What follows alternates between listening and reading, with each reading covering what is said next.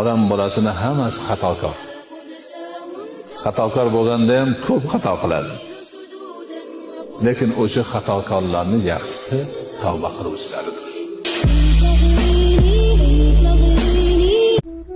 Alloh taolo aytadiki, agar bandam meni ichida o'zicha zikr qilsa, men ham uni ichimda o'zimcha zikr qilaman.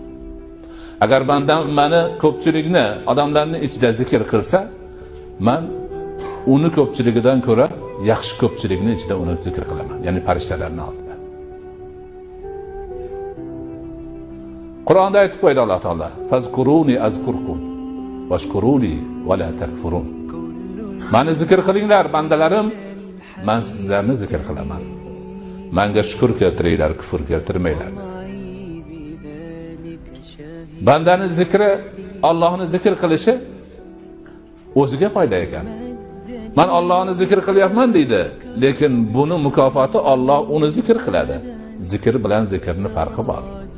Bandaning zikri qayoqda-yu, bandaning Robbisini zikri qayoqda? Subhanalloh walhamdulillah wa la ilaha illalloh wallohu akbar wa la hawla wa la quwwata illa billahil aliyyil azim.